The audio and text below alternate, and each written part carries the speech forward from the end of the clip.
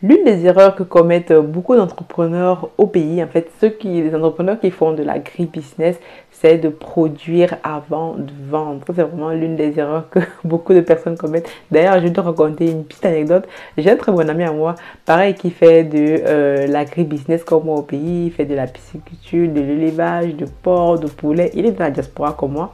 Et donc, la dernière fois, il me disait, donc Agnès, j'ai près de 300 kg de poissons que j'essaie de couler et je ne trouve pas de preneur. J'ai pareil des poulets, des porcs, etc. Et je ne trouve pas de preneur. Et moi, j'étais là et tout, voilà, je me suis battue comme j'ai pu pour essayer de trouver des preneurs, etc. Donc, j'essaie de jouer de mes relations pour le mettre en contact avec des personnes qui vont prendre sa production, mais réellement c'est la chose à ne pas faire, de produire d'abord avant de vendre. Ce qu'il faut faire en fait, c'est de vendre avant de produire.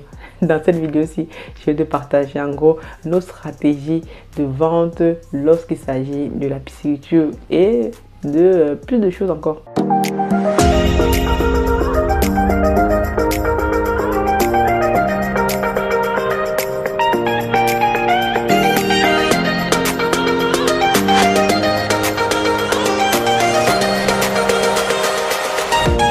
Bienvenue sur ma chaîne, moi je m'appelle Aniel Cruzel, je suis ingénieur logiciel et entrepreneur. Sur cette chaîne-ci, moi je partage tout simplement mon expérience dans l'entrepreneuriat, dans l'agribusiness, parce qu'on investit au Cameroun dans la pisciculture et aussi ici en France dans le digital avec nos boutiques Amazon, eBay. Dans cette vidéo-ci, qui est la suite d'une vidéo parue dernièrement où j'expliquais encore comment est-ce qu'on peut lancer un business de pisciculture en 2022 step by step pour te montrer que c'est un business réellement rentable qui, voilà, avec une épargne de 10 000 euros, je te retrouve à faire des marges assez intéressantes. Suite à cette vidéo là, on a eu donc beaucoup de questions par rapport aux stratégies de vente, etc. Donc dans cette vidéo ci, je vais te partager les stratégies de vente que nous allons mettre en place, que nous sommes même en train de mettre en place pour vendre notre production même avant qu'elle ne soit arrivée à terme.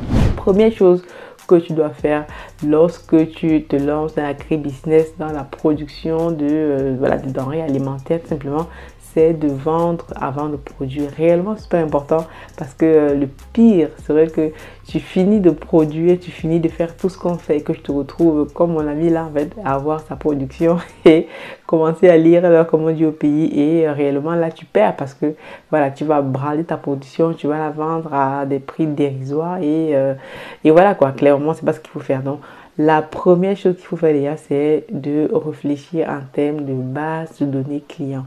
Il faut réellement que je te constitue une base de données clients. Nous, ce qu'on va faire, ce qu'on a déjà fait, même déjà, c'est de recenser les premiers clients, en fait, les premières personnes qui ont acheté le poisson lorsqu'on a commencé. Et comment est-ce que tu vas réussir à le faire? Bon, je vais te dérouler tout ça au fur et à mesure, mais il faut réellement que chaque personne qui vient acheter ton produit ou qui vient acheter notre poisson, tu puisses avoir des données sur cette personne-là, son nom, son prénom, qu'est-ce qu'il fait dans la vie, son numéro de téléphone surtout, parce qu'il va falloir que tu le rappelles plus tard si tu as une production, s'il a payé par carte, etc. Donc vraiment, quelques informations cruciales comme ça qui vont te donner en fait le profil de ton client type et comment est-ce que tu vas pouvoir faire tes stratégies de communication. C'est réellement super important. La deuxième chose, non, c'est comment est-ce que tu constitues cette base de données clients. Si tu es tout jeune entrepreneur comme moi, comme nous on démarre, personne ne te connaît, et bien derrière tu vas devoir mettre en place des stratégies de communication, de marketing, de vente. Tu vois que on revient à la vente, il faut savoir vendre avant de produire.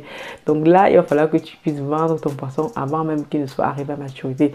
Nous, c'est ce qu'on est en train de faire. Donc en termes de communication, qu'est-ce que tu peux faire? Nous, on va déjà faire de la prospection, ce qu'on avait déjà commencé à faire. On va refaire de la prospection, aller voir les restaurants, aller voir les particuliers qui sont autour de nous, parce que nous on travaille dans un village dans la localité de Bibé, pour ceux qui connaissent, pas loin de Bingela au Cameroun, près de Yaoundé. Donc le village déjà dans lequel on travaille est déjà notre premier marché quoi, parce qu'on fait du bouche à oreille autour, les personnes savent que on fait du poisson, donc ce sont déjà nos premiers clients. Donc super important, ton site doit être peuplé, parce que s'il n'est pas peuplé, tu perds en fait ce levier là qui fait que les personnes sont déjà les personnes du village sont déjà les premières personnes à venir acheter ta production.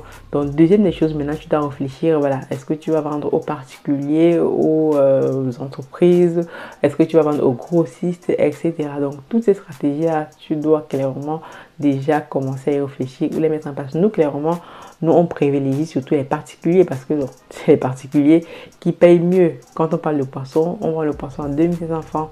Quand un particulier achète, si c'est un grossiste, c'est 2200, 2300. Donc, clairement, c'est super important. Dans toutes ces communications, maintenant, il faut maintenant que tu voilà, ajoutes des stratégies. Est-ce que tu vas faire de la livraison à domicile? Voilà, c'est vraiment super important parce qu'il y a des personnes qui vont pouvoir se déplacer à ta ferme. Parce que, aussi, un point important, il faut que ta ferme soit accessible. Parce que les personnes vont venir, par exemple, en voiture jusqu'au pied des étangs récupérer la production. S'il y a des personnes qui commandent voilà, qui commandent 1 tonne, qui vont commander 20 kilos, voilà, des quantités assez importantes, vont amener leur voiture. Ceux qui ne peuvent pas, par exemple, se déplacer, vont faire quelque chose et vont peut-être demander à être livrés directement chez elles. Et c'est aussi là que tu peux aussi maximiser. Parce que nous, clairement, ce qu'on va faire, on va donc faire de la livraison à domicile. On va regrouper les commandes, en fait.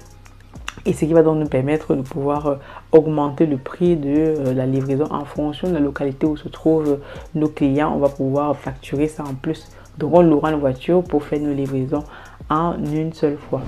Donc maintenant, autre stratégie de vente, maintenant, c'est à ne pas négliger réellement quand tu réfléchis, c'est la vente en ligne. C'est aujourd'hui, on vend tout en ligne. Je ne te dis pas d'aller créer, d'aller vendre tes poissons sur Amazon, mais d'utiliser en fait les moyens de communication disponibles aujourd'hui pour pouvoir vendre en ligne. C'est-à-dire que voilà, on va pouvoir vendre, communiquer via cette plateforme YouTube. Donc dans les prochains jours, tu vas pouvoir venir communiquer ici en disant que on vend déjà nos poissons, commencer à vous positionner, on va commencer à faire une base de données des personnes qui veulent acheter, des précommandes, etc. etc. Donc voilà, en ligne simplement, on va utiliser tous les canaux possibles, WhatsApp, Facebook, tout, Instagram, etc. On fait des flyers pour communiquer sur notre produit et pour voilà alerter les personnes, ce qui fait qu'on aura déjà fini de vendre nos poissons avant même qu'ils ne soient arrivés à maturité. Donc ça c'est la partie idéale vraiment. Donc après maintenant il faut que tu réfléchisses. Donc quand tu vas en ligne, donc tu mets un peu des stratégies pour en sorte que les personnes justement de la diaspora, parce qu'il y a beaucoup de personnes de la diaspora qui ont leur famille au pays et donc justement qui veulent commander du poisson, voilà, pour permettre à leur famille de manger du bon poisson parce qu'ils ont suivi la traçabilité du poisson, parce que c'est la raison pour laquelle on montre ce qu'on fait, je montre ce que je fais au pays, qui fait que lorsqu'on va vous dire acheter du poisson à ce prix là, vous savez réellement quel type de poisson acheter, parce que il faut savoir que au pays les gens mangent beaucoup de poissons importés, poissons congelés, ils ne savent même pas d'où ça vient, donc ils achètent seulement ça comme ça et après ils se rendent compte que voilà, le poisson après n'est pas bon ou avarié et ça les cause des maladies. Donc clairement le problème que nous devons résoudre, de fournir de la nourriture de très bonne qualité aux personnes. Donc ça c'est réellement des moyens super importants. Maintenant lorsque tu as réfléchi à tous ces moyens de vente, la dernière chose maintenant qu'il faut que tu réfléchisses maintenant, c'est peut-être voir comment est-ce que tu peux transformer, vu qu'on sait que c'est dans la transformation que réside aussi les sous, quoi. Parce que clairement, si tu as du poisson comme nous, voilà, on peut le vendre justement en 2-3 semaines en le vendant frais, parce qu'il faut savoir que les gens achètent le poisson au Cameroun frais, quoi, souvent frais, encore vivant. Il n'est pas question de vendre du poisson mort parce que déjà, ça ne montre pas que le poisson est frais. Mais dans la mesure où, par exemple, tu veux transformer, donc tu peux le fumer, par exemple, là, c'est pas que demander un peu plus de moyens parce que déjà, si tu veux le fumer, ça va demander de mobiliser quelques fonds. Tu peux le fumer, tu peux le congeler. Ça veut dire que par exemple, il te faut un fumoir, il te faut un congélateur, une chambre froide par exemple. Tu peux aussi le préparer. Voilà, si tu as des talents culinaires, tu peux m'embaucher des personnes pour cuisiner du poisson à la ferme. Nous, c'est ce qu'on va faire. C'est une stratégie comme ça où on va organiser des journées en fait de vente à la ferme et on peut préparer en fait voilà, du poisson à côté pour que les personnes qui viennent à la ferme acheter puissent aussi acheter du poisson cuisiné. Mais réellement il faut trouver quelqu'un qui cuisine ça de façon voilà, super quoi. C'est que les spécialités en fait nous au pays c'est le ndomba, d'autres font des choses ils cuisinent en fait avec des feuilles de bananier, c'est réellement super excellent là.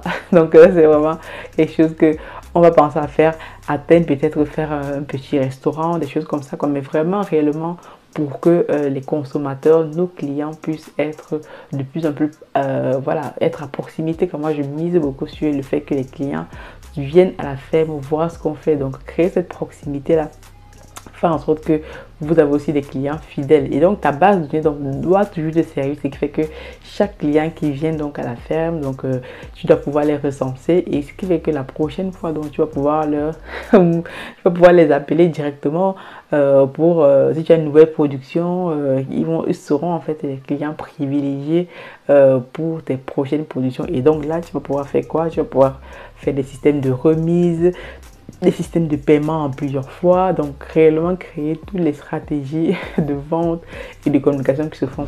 Dernier bonus maintenant pour toi, c'est par exemple en fait de comment faire pour fidéliser tes clients. Je te parlais tout à l'heure de remise, de bonus, tout ça.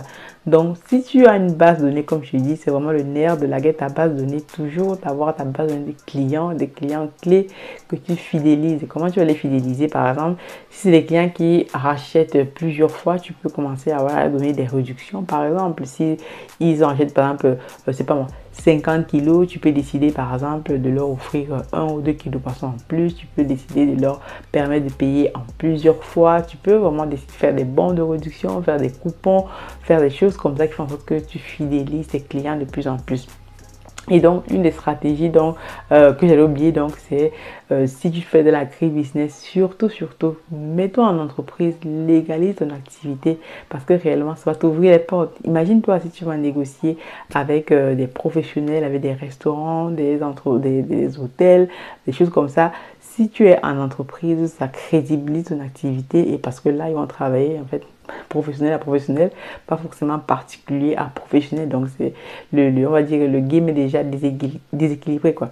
Donc réfléchis vraiment à pouvoir formaliser ton activité, à te mettre en professionnel, à pouvoir voilà, légaliser tout ça parce que c'est clairement là que tu vas aussi montrer une crédibilité assez bien quoi. Donc réfléchis aussi au branding, réfléchis voilà, à toutes ces choses qui constituent ta marque, qui constituent la marque de fabrique. C'est que lorsqu'on va parler nous de Africa Food Industry, on voit directement un produit de qualité. Donc voilà, pour l'instant, on va vendre pour un début en tout cas le poisson frais, mais au fur et à mesure, on va pouvoir voilà, conditionner tout ça, faire du branding, les mettre en conserve, donc plein de choses en fait qu'on peut faire avec le poisson. Si je commence à tout détailler, la vidéo va faire trop long, donc je déguste en fait voilà quelques stratégies que je partage comme ça avec toi. Si cette vidéo fait sens pour toi, je t'invite à faire 3 choses. Tu likes, tu partages, tu t'abonnes. D'ailleurs, tu dois déjà être abonné. Si tu n'es pas encore abonné, qu'est-ce que tu fais, gars? Qu'est-ce que tu fais? Je te partage des stratégies assez intéressantes pour ton business. Donc, clairement, tu dois t'abonner parce qu'en plus, je me suis rendu compte que près de 70% des personnes qui regardent les vidéos ne sont même pas abonnées. C'est pas possible, les gars. Donc, abonne-toi et surtout dis-moi en commentaire qu'est-ce que tu penses des stratégies de vente que je t'ai partagées. Est-ce que toi-même tu en as certaines que tu mets en place dans ton business? Ça m'intéresse, ça intéresse sûrement d'autres personnes et comme ça va pouvoir nous aider aussi à pouvoir s'enrichir mutuellement. En parlant de ça, pour terminer, notre levée de fonds avance super bien. On est actuellement à près de 60 000 € de levée. D'ailleurs, dans une prochaine vidéo, je vais te partager les techniques de comment tu peux toi aussi faire pour lever ce type de somme là. Mais vraiment, voilà, c'est vraiment des stratégies assez intéressantes. Mais en tout cas, reste connecté. Je te dis donc à très bientôt. God bless.